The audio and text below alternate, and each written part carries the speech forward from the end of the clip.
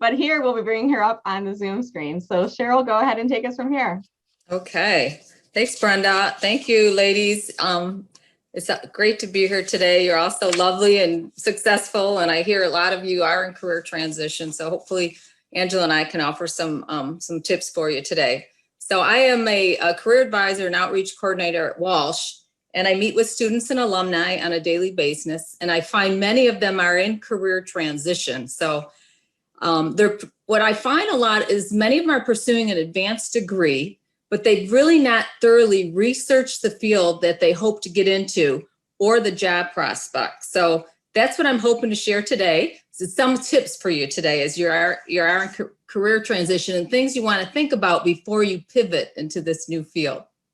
So the first thing I want to mention is you want to evaluate why you want to change careers and really do some deep research and reflection. So some of the questions, and there's many more, but just a few, is why are you dissatisfied with your current career? Is it related to the content of your work, your daily responsibilities?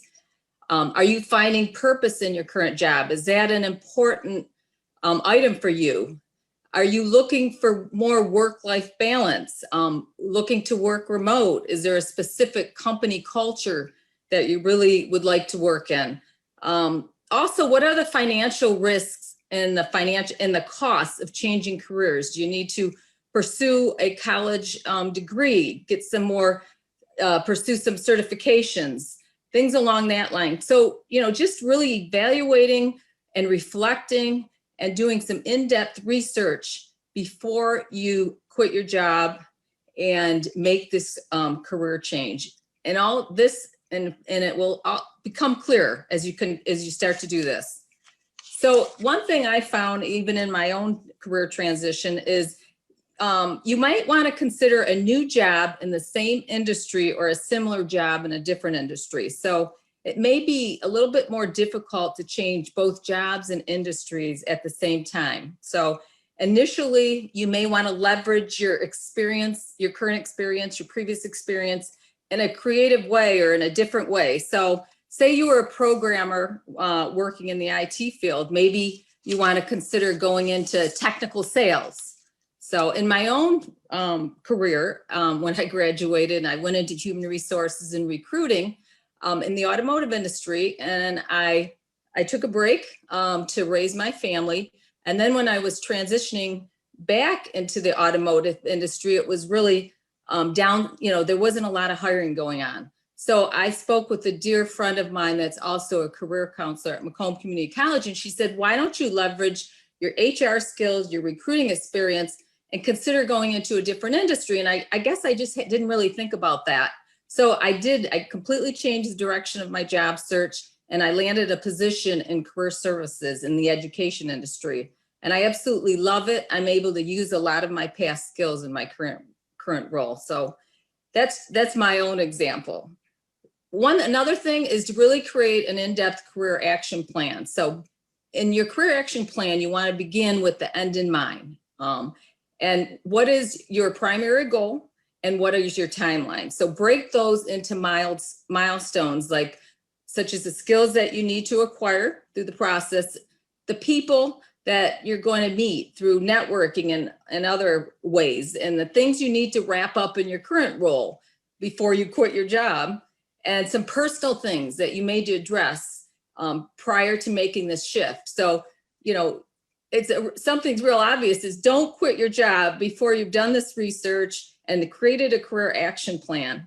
And you might want to put this on a really, Excel sheet or whatever tool that works best for you. But again, that action plan is so important in monitoring it and following up with reminders.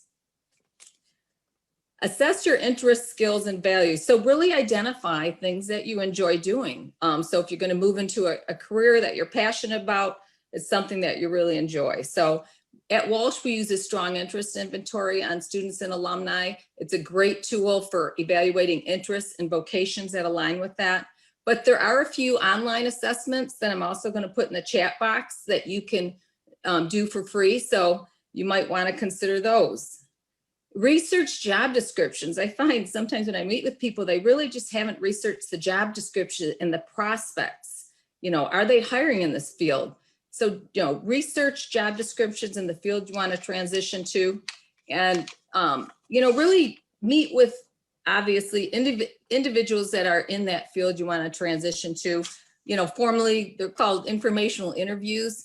And you really want to connect with maybe your alumni network, a professional organization, LinkedIn. It's a great way to get an ask for an informational interview. I just connected an alumni that I met with recently with a new college graduate. And, people generally don't mind giving back, in their career. I know people love to talk about themselves. So if you Google informational interviews, there's a wealth of information out there on that, as well as questions to ask.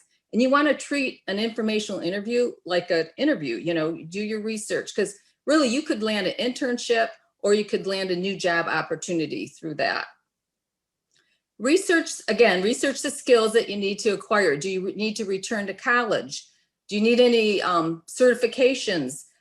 Can you, through websites, gain free online computer training, things like that. So I'm going to add in the chat a great website for updating your computer skills. I know when I went back to return to my career, I had to take a basic computer class. I had been home quite a while. So I'll go ahead and add that in there. I also recommend you do some volunteer work or maybe some freelance activities, really to test your interest in that field and expand your network. So say you're considering human resource and you want to pivot into a role in HR, maybe you want to consider recruiting for a nonprofit, and that way you could gain some recruiting experience. I really encourage students, individuals that I work with, to consider volunteer work. Many don't, but it is a great way, and you can also list it on your resume. Also, you want to shift your professional brands, your resume, your cover letter, your LinkedIn profile, your elevator pitch, all that you need to align with this new career. So in my position at Walsh, we work electronically on resumes, we develop them. I work with a lot of careers transitioners as well as entry-level folks.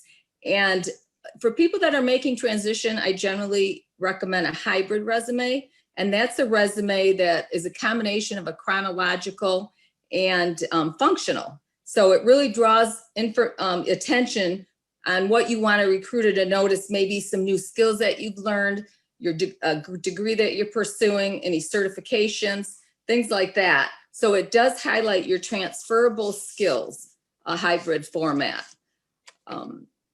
You want to make sure you're using the language of the industry of your new career. Maybe you need to use your previous language in a more generic way. Use the keywords from the job descriptions. Again, you hear that over and over on resumes, but you want to make sure you do that, but you want to make sure you use them in an appropriate way and that you really understand the terms. So that's where the research comes in again. The top portion of resume is where you want to grab their attention. You want to show, again, the new skills that you've obtained. Sometimes you need a header objective in a transition resume because you want to state, you're looking for something different from all your past experience that you have. So I find in general, transition resumes are one page. There certainly are exceptions depending, on the individual. So you may have to delete some of your past experience or really present it in a different way altogether. So get some help in creating that resume, show, HR professionals, work with a resume writer, and definitely work with professionals in developing resume that are in the field that you want to transition to. In creating a cover letter, you want to make sure it's clear and concise. And again, highlighting your transferable skills. You want to really show and convey your excitement that you may be starting over in a field. So recently I met with an AP chemistry teacher and he was retiring and he was in his late 40s and he was retiring from education altogether. And he's transitioning to accounting. So while he's finishing his career in education, pursuing his degree at Walsh, he found a job as a part-time bookkeeper. So I had suggested he join the MICPA, which is the Michigan Association of CPAs, We revamped his resume altogether because it definitely was not geared for accounting. So I really highlighted his accounting degree, put that at the very top, put his strong GPA. You know, we moved his bookkeeping experience to the top. We highlighted his transferable skills because he was a leader in the education industry. And we were able to show that in his experience and just highlighted at the top of his resume. So I really believe this gentleman's going to be successful this coming recruiting season because of all that he did. And especially he researched the field and knew what he had to do to make this pivot.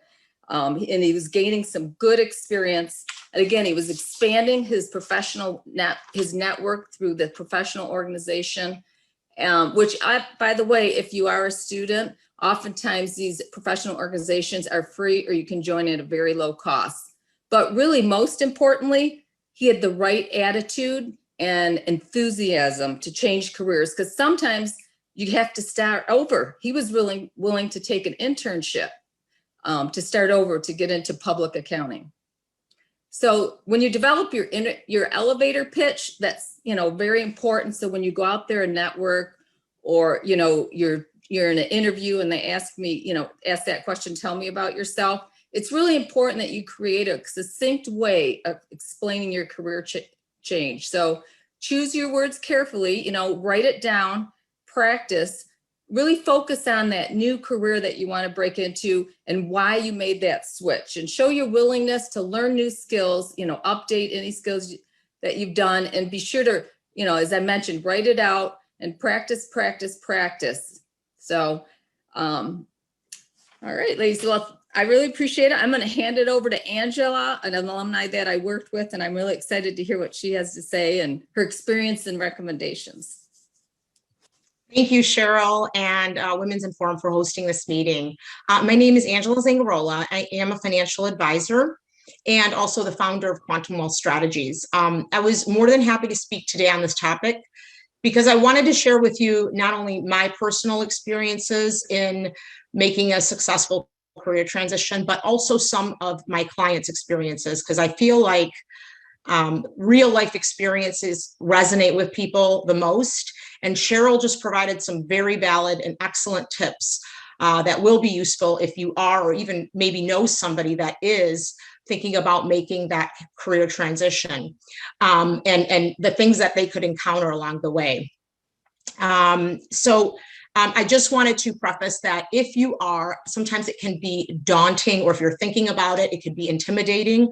I want you to know that you're not alone, that you may run into some obstacles, of course, and you may have to even readjust your plan along the way. But it is possible, and you are able to do it successfully.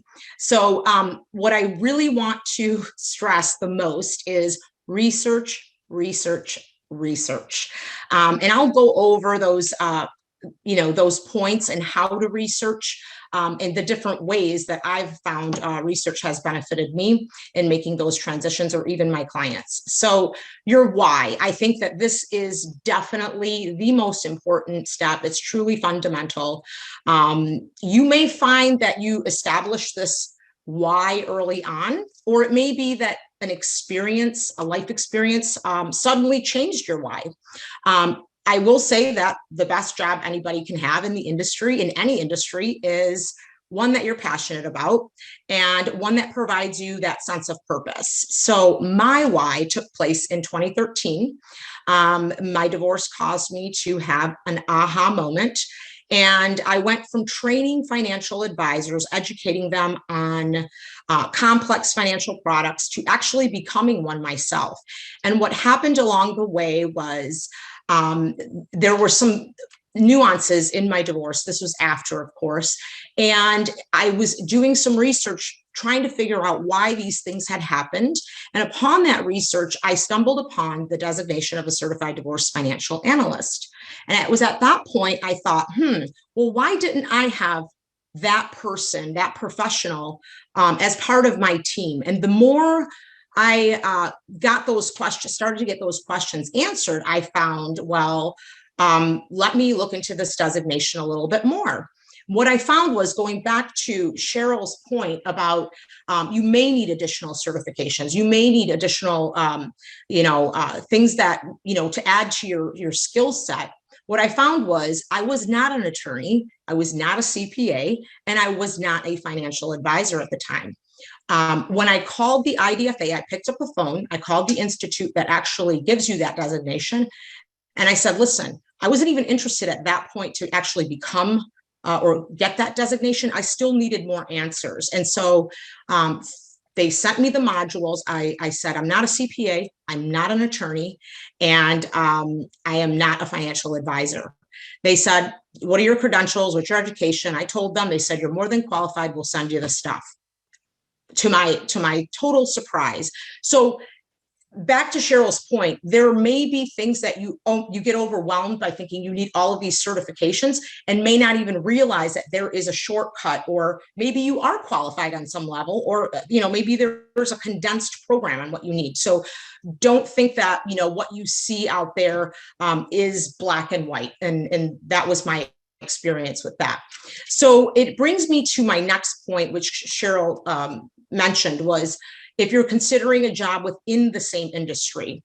I was already in the financial services industry, but what I was able to find at that time was a niche within that industry where I could actually educate women in their finances and allow them and help them to alleviate a lot of that anxiety and that fear during a very life-changing and traumatic event.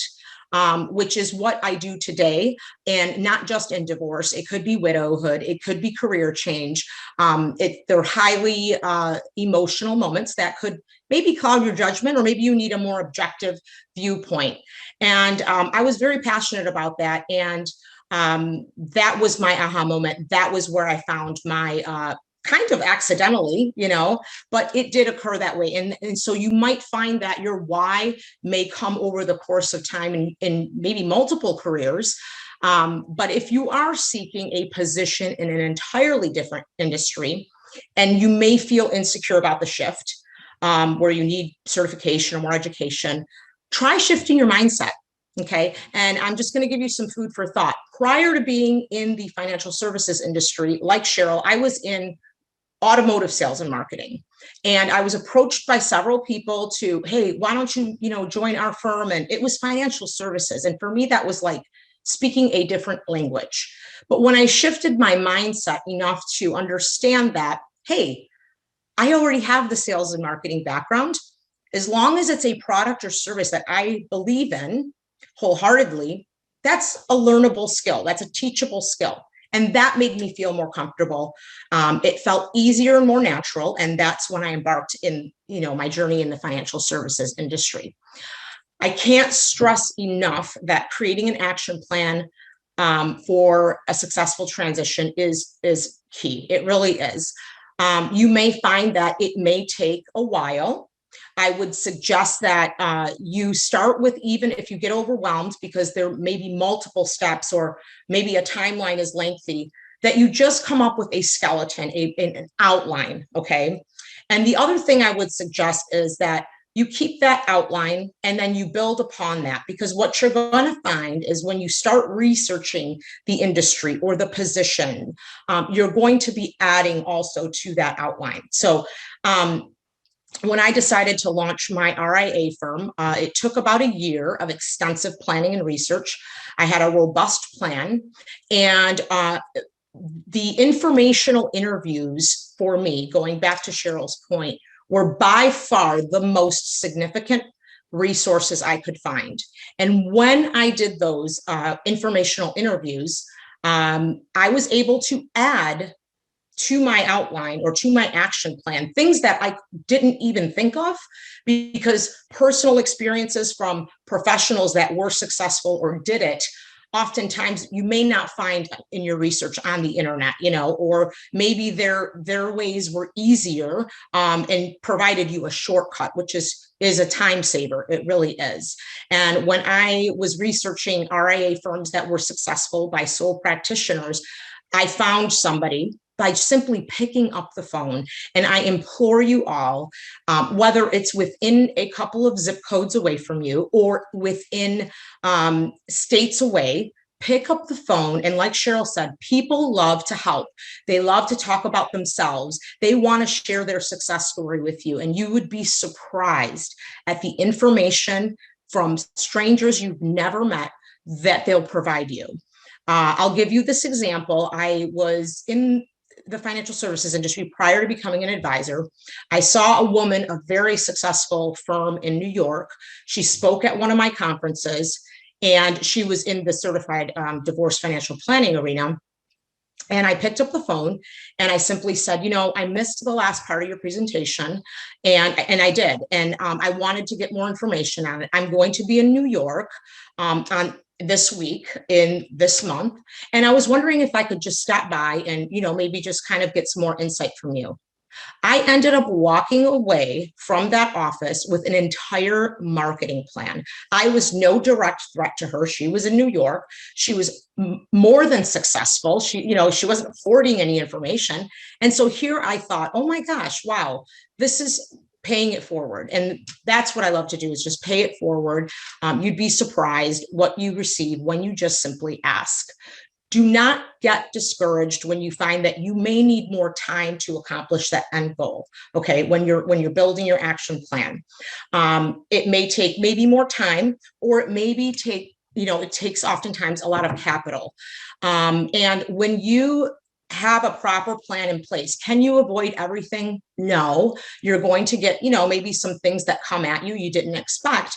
But having a plan allows you to at least not make the very erroneous or costly decisions. For example, I just helped one of my clients, very successful, lucrative career. I'll call her Mrs. Jane. And she has a very nice position, very good benefits, and she wants to transition into the coaching and events career. And so, that's quite a big decision when you have a nice job. And so what we did was we created a plan with several what if scenarios that allowed this client to actually determine, okay, well, if I go part-time in this position and I part-time transition to this position, what will that outcome look like financially? And we included everything from health insurance to, the time it would take for her to actually get coached on what her new career was, and everything in between. And so what I would say to you is, have a proper plan in place, but don't discount the financials, because that could add up very quickly. And you do need some preparation and planning if you don't have the resources or the funds available. It can happen. It is possible. It just might take some time. If you are a client, like I'm going to call him Mr. Reed, approached me, it was a job within the same industry. It was more of a not a lateral move, but he had gotten a position or an offer for a position similar to what he was doing. It was just an increase in pay. When he came to me, we actually analyzed the benefits, the 401k, the match, the HSA accounts, all of that stuff. And what ended up happening was vacation time. When we looked at his job offer and his current job, which then counter offered only for a couple dollars more than what he was making, we found that his current job was actually a better position. So he wasn't unhappy with where he was at. He just wanted to make more money. And we found that, hey, it's better if you just stay here because it is more advantageous for you. And I helped him make that decision, or actually get to that point where he was able to make that decision. The resume, I can't stress this enough. I approached Cheryl. She's wonderful. So the problem with me was being an entrepreneur, and, I've had a couple of businesses I launched throughout the course of my life. I hadn't done a resume in probably 10 years. The worst thing that you can do is wait to add anything to your resume for 10 years. Cheryl was a gem, an absolute gem. When I approached Cheryl, I'm wanting to do an adjunct faculty position at Walsh College, or really any business college, so I can help students with real life examples as I'm sharing here.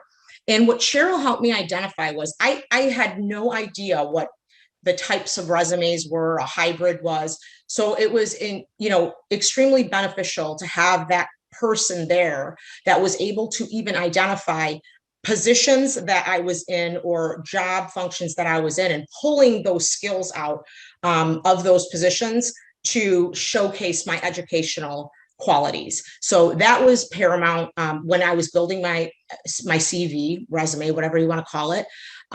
You definitely want to have a resource like Cheryl at your disposal, because it was very eye-opening to me, and she helped me pull out those skills I wasn't able to identify because I was in it. The other point I want to make that Cheryl did touch on, the volunteer is huge. So if you are entering another industry where it is intimidating, you don't really know much about it, or you want to add something to your resume that maybe your previous jobs don't showcase, volunteering is an excellent, and I think advantageous way to do it, not only for the experience, but for the people that you find within your volunteer work or those memberships or organizations you become part of. The networking is huge. Let's all be real. Sometimes it's not just what you know, but it's who you know too. So those are places that you can find those people that can make a big difference. It's really, a matter of networking and getting yourself out there. And finally, the elevator pitch is really huge. I had the opportunity to train under a really educational firm that trained their advisors very well. And what they made us do was, mock elevator pitches. They made us actually go up and, perform this elevator pitch. And what I found was that if you're authentic, if you have that purpose behind your goal, your pitch is going to come naturally. Okay. I highly suggest, if you don't have somebody to practice it with, or it's embarrassing to you, do it on your iPhone. Get your iPhone and do it. And I will say this, you will find even your body language, the way that you present yourself. Maybe you're saying, like I do a lot, and you catch yourself with those things and you fine tune it and you get people's opinions, okay? People that you trust. And so that will end up coming naturally. Make it succinct.